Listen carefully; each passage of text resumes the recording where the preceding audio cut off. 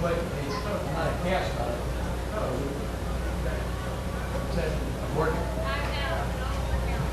You know, we immobilize it so he can't hurt it any further, but we make sure he stays in football shape. Exactly what's wrong? It's sprained. It's very, very sore. Trent has gutted it out. He's a natural leader for us. He's a captain. He played hurt. A while ago, and it's still bothering him. Is there something that needs surgery that he opted not to have, or? Well, if he needed surgery, we would have had surgery. So I'm hoping he doesn't. Mike, a few times today in practice,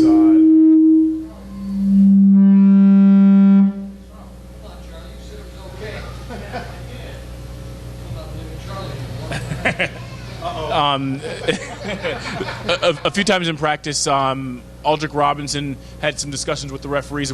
I think it's great for the officials to come in for 3 or 4 days. They get a chance to go over the new rules. They'll talk to players during practice when they feel there's some type of foul does occur. They don't stop play, but they inform the player it may be a shift, it may be alignment, it may be hands to the face, it may be a holding call, all the things that occur during games. But we had a great referee, a great crew to help us, and they got another day with us tomorrow. Hey, Coach, back here. You met Shaka Smart earlier today. Pardon me? You met Shaka Smart, the VCU basketball coach. Are you really kind of awed by what he's done, since he's been here. He's got a great record. You can see how quickly he's, turned the program around. Anytime you go to the Final Four and accomplish what he has, you got to have something special to you. So I'm sure, the college is very excited to have him, and rightfully so. Tomorrow's the Fan Appreciation Day. What's the routine for what you guys are going to go through? What's the plan as far as the practice? Well, it's kind of nice to have, a lot of fans out here to watch practice. We show them how much we appreciate they come out and enjoy themselves, and we put on a good practice for them. Pardon me? Yeah, it's normal practice, but we'll be in full pads tomorrow. It's always exciting to be practicing with as many people that probably will show up tomorrow. We try to get them a good seat and hopefully entertain them a little bit. They felt like it really helped the turf, and I thought we were able to still have a good practice. A quick follow-up, you said full pads. You told us there are probably 2 days where you guys use the leg pads.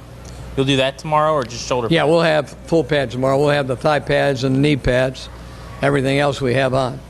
And then as far as kick returners, just from your past, how do you decide if you want to put someone who's like an integral piece on offense or defense on kick return and risk them maybe as a punt returner, as opposed to having a specialist or someone who might be a reserve corner or running back do that? It's a good question. Off return, we had somebody miss a block. He was out for the season. I believe it was the first game or second game. And so you always got to go with your gut. If it's a star player, a draft choice, if it's a backup player, you got to do what you think is best for your football team. And a lot of thought does go into it. Coach, the 2 big new rule changes with the tuck rule being changed or gotten rid of, and then the running backs not leading with their helmets. Just wanted to get your thoughts on both of those.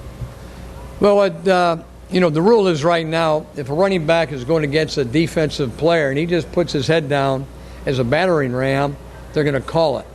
But it's got to be low. If it's on any type of angle, they're not going to lower the helmet. We're trying to help the high schools and colleges as well as a point of emphasis. So we're trying to make our game safe, and that's one of the reasons or one of the rules that they've put in. And the tuck rule, changing that? A tuck rule should have been changed, 10 years ago. A fumble's a fumble, and I'm glad it's changed. Mike, what have you seen out of Brandon Jenkins? Looks like he gets pretty good leverage, gets down low, had a couple of pass deflections yesterday, had a nice pass rush yesterday. Time on how to get to the quarterback. The chances are he probably doesn't have that type of talent to initially get there or have the things that you look for.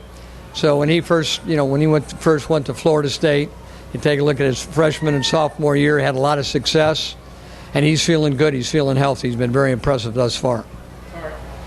Mike, the past 2 practices, Philip Thomas has worked his way for team and second team or third team, because that's what this camp is about. We're trying to evaluate these preseason games. We'll evaluate every practice.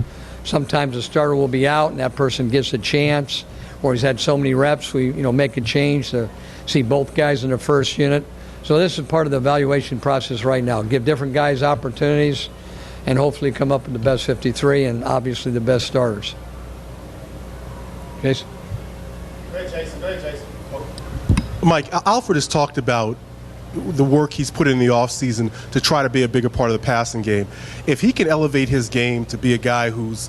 Gives another dimension, first, second, and third down, and he has done that already. A lot of people will come out of college and they just don't spend the time on catching the ball. He has spent a lot of time in the offseason catching the football, running routes, and you can see that hard work has paid off because he's a lot more natural. He's always been a blocker. He's got that strength, but he does have a different type of gear, and he does have excellent hands. You just couldn't see because he didn't work type of guys, but he's elevated his game, and he will be able to catch the ball and be a lot more instrumental in our passing game. Anybody else? Okay, thanks.